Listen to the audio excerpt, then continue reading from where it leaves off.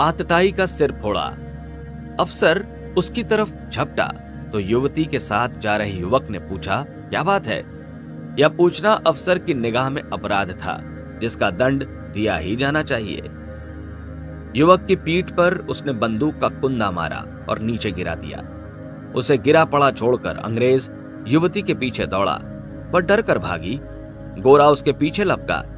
श्रीराम किसी दुकान पर खड़े देख रहे थे। उनके मन में जबरदस्त आक्रोश उबल रहा था, गोरे अफसर के साथ उन लोगों के प्रति भी जो यह सब चुपचाप देख रहे थे। देखते देखते कुछ ही पलों में तय कर लिया कि क्या करना है। दुकान पर दरवाजा खोलने वाला पत्थर उठाया और युवती का पीछा कर रहे अंग्रेज अफसर पर ऐसा निशाना साध कर मारा कि चोट से वह लड़खड़ाकर गिर गया। विलाप करता हुआ वह उठा, लेकिन उसके पांवों में जान नहीं थी। वह लड़खड़ाता चल रहा था, चीखता चिल्लाता रहा। लोग अब भी मूक दर्शक बने देखते रहे। किसी ने भी नहीं बताया कि पत्थर किसने फेंका था। वह लोगों को डराता धमकाता रहा, लेकिन कोई कुछ नहीं बोला। युवती इस बीच किसी सुरक्षित स्थान पर छुप चुकी थी। अंग्रेज अधिकारी वापस लौट गया था। बाल सेना के सदस्यों को यह घटना इसलिए भी याद थी कि इसके बाद ही उन्होंने किशोरों को संगठित करने का विचार किया था। मालवीय जी से मिलकर लौटने के बाद श्रीराम और सक्रिय होने की योजना बनाने लगे। कुछ कार्यक्रम तय किए। साधना का क्रम अपने ढंग से चल रहा था। उसके लिए 4-5 घंटे का अतिरिक्त समय चाहिए था। नींद में कटौती कर समय की पूर्ति की। घोघृत, मट्ठा और जौ की रोटी आदि का प्रबंध मां कर देती थी। दीपक में घी भरा रहने के लिए भी वही ध्यान देती थी। श्रीराम का विवाह कर देने की उनकी रट जारी रही। वह रट जोर भी पकड़ती रही। गांव के लड़कों को इकट्ठा कर गोष्ठियां करने लगे। घर से बाहर रहने और पर्चे पोस्टर बांटने चिपकाने लगे तो मां की लगन और तेज हुई। सगे संबंधियों में जहां जहां भी रिश्ता ढूंढने के लिए कहा था, वहां कुछ जगहों से खबरें आने लगी। मां ने कहा कि कोई एक जगह चुनकर बता दो। श्रीराम कुछ देर विचार कर बोले, अभी जल्दी क्या है? इस उम्र में विवाह करना धर्म विरुद्ध होगा। गांव के सभी लड़के 14-15 साल की उम्र तक ब्याह जाते हैं। तुम्हारे संग साथ के कई लड़कों की शादी हो गई है, तुम भी करो। मां ने समझाया। श्रीराम सुनकर चुप रहे। मां ने फिर दोहराया और जोर देकर दोहराया। श्रीराम ने कुछ सोचकर उत्तर दिया, अभी कुछ समय ठहर जाओ मां। कितने समय? मां ने पूछा। पुत्र ने कहा, यही कोई साल भर। मां ने कारण पूछा तो कहने लगे, मालवीय जी महाराज कहते हैं कि लड़कों की शादी 16 वर्ष की उम्र से पहले नहीं होनी चाहिए।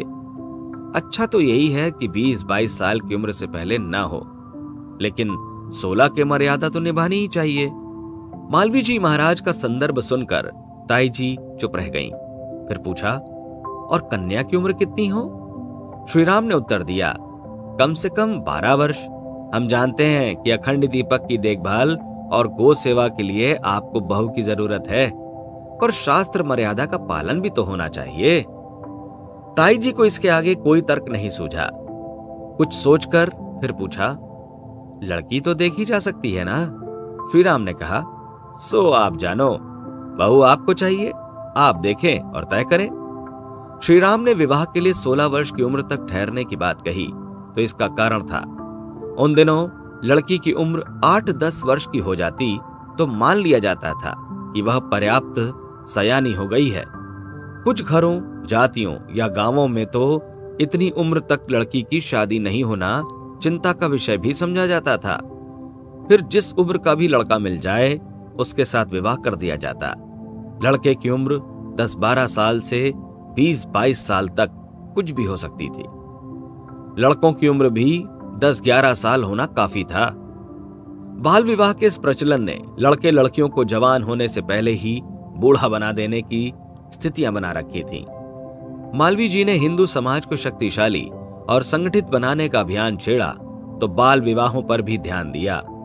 अछूतोद्धार, शुद्धि प्रथा और स्त्रियों के सम्मान का 3 सूत्रीय कार्यक्रम चलाते हुए वे बाल विवाह को हतोत्साहित करने के लिए भी कहने सुनने लगे। अगस्त 1923 में काशी और जनवरी 1925 में प्रयाग में हुए अधिवेशनों के समय मालवीय जी ने विद्वत परिषदें बुलाकर समाज सुधार पर विद्वानों आचार्यों की राय ली। इस बात पर आम सहमति बनी कि लड़की का 12 वर्ष और लड़के का 16 वर्ष की उम्र से पहले विवाह न किया जाए। यदि कन्या की आयु 16 और लड़के की आयु 20 वर्ष हो तो और अच्छा। उस समय के प्रचलन में वर वधू के लिए न्यूनतम आयु का यह निर्धारण भी बड़ा कदम था। समाज में इससे बवाल मच सकता था। पंडितों ने विरोध किया भी सही, यद्यपि न्यूनतम आयु का यह निर्धारण तुरंत अपना नहीं लिया गया। इक्का दुक्का लोग ही मालवीय जी के निर्देशों का पालन करते। आवलखेड़ा में इस मर्यादा का सबसे पहले निर्वाह करने वाले श्रीराम थे। उन्होंने मां से साफ कह दिया कि कन्या जो भी चुनी जाए उसकी आयु 12 वर्ष से कम नहीं होनी चाहिए। वे यद्यपि 4 वर्ष और ठहरना चाहते थे, लेकिन पूजा गृह में अखंड दीपक की देखभाल मां ही कर सकती थी या पत्नी। मां को दिन में और भी काम होते थे। भरे पूरे परिवार को संभालने में ही सारा समय बीत जाता था। यह दायित्व पत्नी के जिम्मे सौंपना उचित लगा। गो सेवा करने और दूध से घी मठा आदि तैयार कर पूजा प्रयोजनों के लिए रखने का काम भी उन्हीं के हाथों अच्छी तरह संपन्न हो सकता था। श्री राम ने विवाह की अनुमति इसलिए दी कि धर्मपत्नी साधना सहचरी बने, इसलिए नहीं कि गृहस्थी बसाना या सामान्य लोगों की तरह वंश चलाना है।